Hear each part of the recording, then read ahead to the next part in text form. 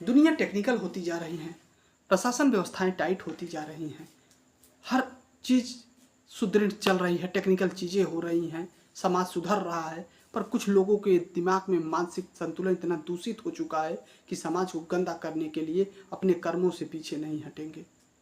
आइए हम आप सभी को एक कहानी बताते हैं जो कि पूरे उत्तर प्रदेश में हंगामा का विषय बना हुआ है, चर्चा का विषय बना हुआ है। केवल उत्तर प्रदेश नहीं, पूरे देश में बना हुआ है। नमस्कार सभी साथियों का हमारे यूट्यूब चैनल संगम ब्लॉग में आप सभी का स्वागत है। हम चर्चा करने वाले हैं एक ऐसी घटना पर जो कि 28 अगस्त 2024 को सुल्तानपुर में घटित होता है, जिससे पूरे राज्य में हंगामा मचा हुआ है। और उस कहानी की जो भी उलझने हैं, सुलझन सब आपको हम बताएंगे और आप भी समझिए कि किस प्रकार से हमारा समाज चल रहा है, हमारे समाज में क्या क्या घटनाएं हो रही हैं। 28 अगस्त की बात है। सुल्तानपुर में मेजरगंज एक इलाका है, वहाँ पर भरत सोनी नामक एक सर्राफे की बहुत बड़ी दुकान है और उस सर्राफे पे लोग इकट्ठा थे। भीड़ काफ़ी, जैसी पर डे चलती है उसी प्रकार से दुकान चल रहा था कंटिन्यू। और 12 लोग नकाब पोशी किए हुए, हाथ में रिवाल्वर कट्टा लिए हुए प्रवेश कर जाते हैं। अब उनको कहाँ मालूम कि यहाँ सब सारी किस ग्राहक को मालूम नहीं है कि कब क्या होने वाला है, लेकिन जो अंजाम देने वाले थे अपने टाइम से, अपने सिस्टम से, पूरी सेटिंग के साथ वहाँ प्रवेश कर जाते हैं। जैसे ही प्रवेश करते हैं अपना अंजाम शुरू कर देते हैं। मात्र 4 मिनट में उस भरत सोनी सर्राफे वाले बेचारे के 4 मिनट में 1.5 करोड़ का सामान चोरी करते हैं, लूट लेते हैं। उसका सालों का मेहनत, कितने दिनों बरसों का मेहनत बर्बाद कर देते हैं और लूट के अंजाम देते हुए निकल जाते हैं। उसके बाद भरत सोनी जाते हैं, पुलिस को सूचना देते हैं, FIR दर्ज कराते हैं। पुलिस जैसे ही FIR दर्ज करती है, जो नामी गिरोह के, जो पुलिस का काम रहता है, पहले जो नाम जिसका लिस्ट में हमेशा रहता है उनसे खंगालती है। और नाम जैसे ही स्टार्ट किया कि 4 लोग अपने आप सरेंडर होते गए। 2 सितंबर को 4 लोग पकड़े जाते हैं, जिनमें सचिन सिंह, भूपेंद्र सिंह, त्रिभुवन, लाला हरिजन 4 लोग पकड़े जाते हैं। अब उसका जो मेन मास्टरमाइंड था, जो पूरे गिरोह को अंजाम देता था, जो पूरा लीडर था, जिसके ऊपर कम से कम दर्जनों FIR दर्ज थे, जो एक ही राज्य नहीं, उत्तर प्रदेश नहीं, जबकि वो अहमदाबाद, गुजरात जैसे राज्य में जाके अंजाम दिया है, लूटपाट किया है, चोरी डकैती का, उसके ऊपर FIR दर्ज थी और पुराना लिस्ट में नाम चल रहा था और एक अंजाम इसमें भी वो शामिल था। लेकिन उसको जैसे ही पता चला कि हमारे गिरोह वाले सब पकड़े जा रहे हैं, वो 4 सितंबर को भी आता है और अपने आप को सरेंडर कर देता है। अभी तक तो कहानी सब सिस्टम में चल रहा था, सारा चीज़ साफ सुथरा था, लेकिन परिवर्तन तब आता है जब एक व्यक्ति जिसका नाम है मंगेश यादव, काम लूटपाट डकैती का, 6 केस दर्ज थे। जौनपुर का निवासी है, सुल्तानपुर में चोरी करता है। उत्तर प्रदेश सुल्तानपुर में तमाम जगहों में और भी हर जगह अंजाम दिया है, इसलिए उसका पहले से ही रिकॉर्ड बना हुआ था। मंगेश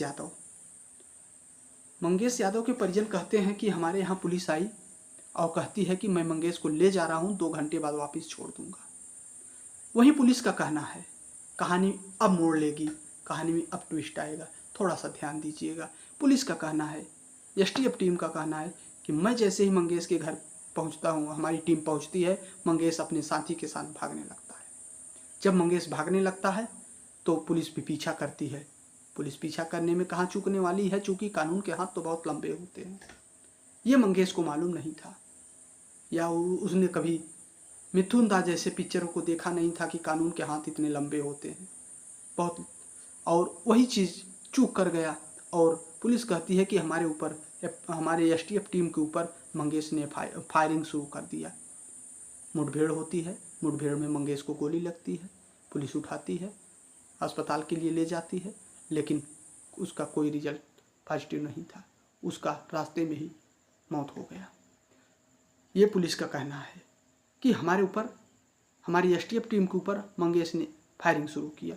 लेकिन यहीं पर मंगेश के परिजनों का कहना है, उसके माँ, उसके बहन का कहना है कि पुलिस आती है सोमवार को और मंगेश को ले जाती है, बोलती है कि हम 2 घंटे में पूछताछ करके छोड़ देंगे। और 2-3 घंटे बाद ही तब तक पुलिस की 2-3 टीम आती है और बताती है मंगेश के माँ को कि तुम्हारे बेटे का मौत हो गया है। यहाँ मौत सुनते ही माँ के पैरों तले जमीन खिसक जाता है। रोते बिलखते हुए माँ बेहोश अवस्था में हो जाती है। बगल के पड़ोसी के थे चाचा और मंगेश की बहन, सब लोग देखते हैं और मंगेश की लाश पुलिस लेके आती है कुछ टाइम के बाद। और जैसे ही सुबह होने लगता है, ये सारी घटनाएं रात को हो रही थी, जैसे ही सुबह होता है, रात से लेके भोर तक की घटनाएं थी, सूर्य निकला नहीं हुआ था। कहानी वहाँ के परिजनों जो हमको बताएं, वहाँ में मौजूदा हमको जो पकड़ में आया, सारी चीज़ें वहाँ से लोग बता रहे थे। और उसके बाद ये घटना अंजाम जैसे ही हुआ, सारी चीज़ें रिपोर्टिंग पहुँच गई सपा सुप्रीमो माननीय पूर्व मुख्यमंत्री अखिलेश यादव जी के पास।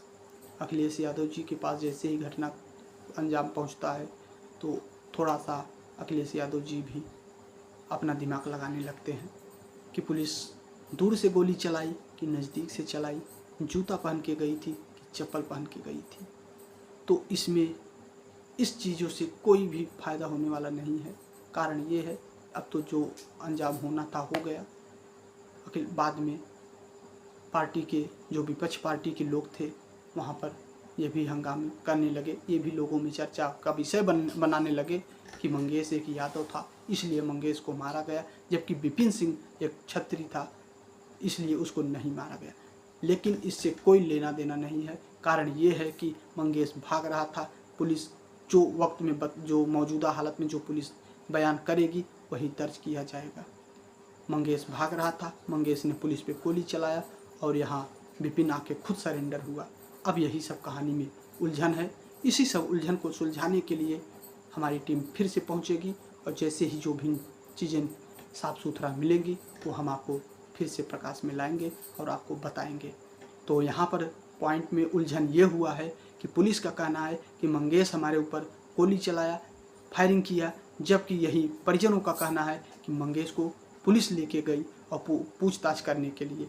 अब यही सब उलझन है।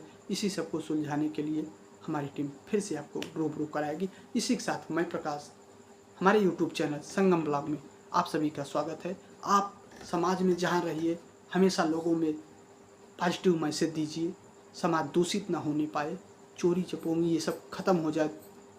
क्या कोई व्यक्ति अपने दम पे अपने मेहनत से कमाई करता है तो इसका मतलब ये नहीं कि कोई जाके उसका सालों का महीनों का खून पसीने का कमाई गोली बंदूक कट्टे के सहारे से छीन ले। ये सब गलत तरीका है, गलत चीज़ हमारे समाज में नहीं रहना चाहिए। इसमें जात विशेषता से कोई मतलब नहीं है। यहाँ पुलिस ये नहीं देखी कि किस जात का मंगेश है, पुलिस का काम था केवल उसको पकड़ना और चोरी करने वाला, डकैती करने वाला, एक गलत काम करने वाले की कोई जाति नहीं होती है। इन सब चीज़ों पे चर्चा और भी होगा। जैसे ही कहानी में बदलाव आएगा हम आपको बताते रहेंगे। तो हमारे YouTube चैनल संगम ब्लॉग को आप सब्सक्राइब करिए, शेयर करिए और लोगों में फैलाइए, सही मैसेज दीजिए। इसी के साथ जय हिंद।